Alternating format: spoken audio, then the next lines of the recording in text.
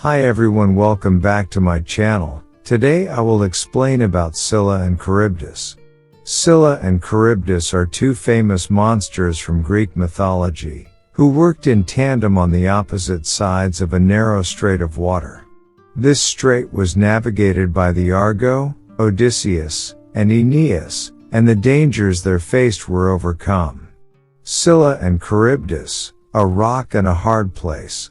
The combination of Scylla and Charybdis gave rise to an old saying of between Scylla and Charybdis, a saying which evolved into the more popular idiom, between a rock and a hard place, both sayings equating to dangers whichever direction was faced. Charybdis in Greek mythology. The elder of these two mythological monsters was said to be Charybdis, for Charybdis was normally said to be the daughter of two primordial deities, Pontus, sea, and Gaia, earth.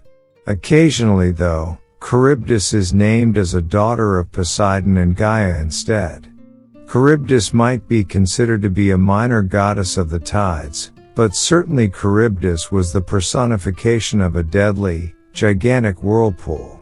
The whirlpool of Charybdis would, thrice each day, draw in and push out large amounts of water, with such force that ships might be sunk in it. This movement of water also created the tides. It was normally said that Charybdis was born monstrous, but in some later mythological tales, a transformation of Charybdis, from beautiful goddess to monster, was said to have occurred at the hands of Zeus. One tale of the transformation of Charybdis sees the daughter of Gaia transformed when she had the effrontery to steal cattle belonging to Heracles, Zeus' favorite mortal-born son. Alternatively, the changing of Charybdis occurred after the goddess had helped Poseidon to increase the size of his realm, at the expense of Zeus, by flooding additional land for the sea god.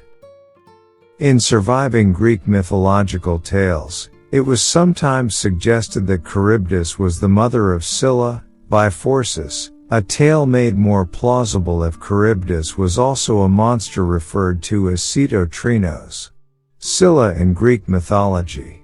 Despite the possibility that Scylla was the daughter of Charybdis, it was more commonly stated that Scylla was actually the daughter of Phorcys, an early sea god, and his partner, Ceto, who was also called Kratis.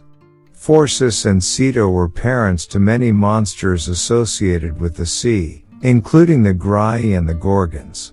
The monstrous appearance of Scylla was more obvious than that of Charybdis, for Scylla was commonly described as having 12 feet, 6 long necks, with each head on the long necks full of sharp teeth.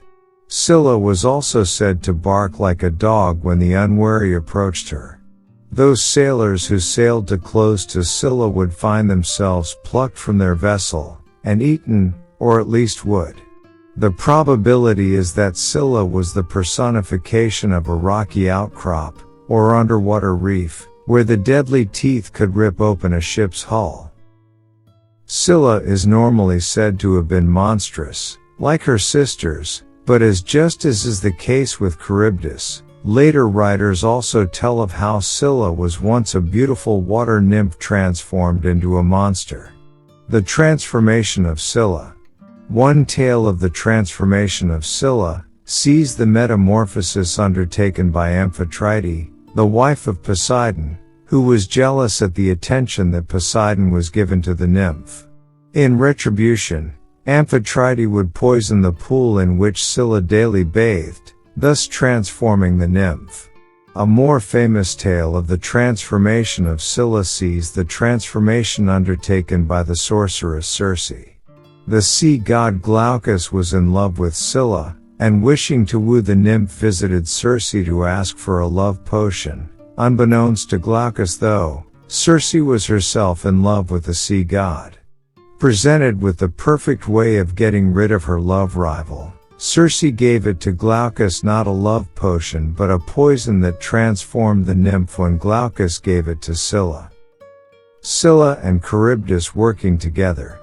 Scylla and Charybdis were said to live on opposite sides of a narrow strait of water, a distance measured at less than the flight of an arrow. Thus, no vessel could pass between Scylla and Charybdis unscathed, for if they avoided Charybdis, the vessel would travel too close to Scylla, and if the vessel avoided Scylla, then it would be sucked down by the whirlpool of Charybdis. The strait where Scylla and Charybdis was said to reside is normally equated with the Strait of Messina, the passage of water between the Italian mainland and the island of Sicily. The movement of water between the Ionian and Tyrrhenian seas does cause a whirlpool to form, but it is not powerful enough to cause danger to shipping passing through the strait. Heroes face Scylla and Charybdis. In chronological order, the first famous tale of an encounter with Scylla and Charybdis sees Jason and the Argonauts attempting to traverse the gap between the two monsters. Jason, though, was being aided by Hera and Athena in his quest for the Golden Fleece, and as such, Hera requested that Thetis and other Nereids guide the Argo safely between the two monsters.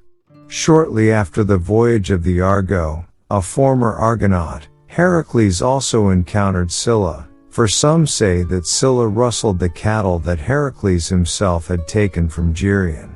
Scylla, though, did not hide her tracks very well, and Heracles quickly tracked her down, and killed her for her impudence in taking his property. It was said that Phorcys, Scylla's father, brought her back to life, allowing her to continue to cause death to further unwary sailors.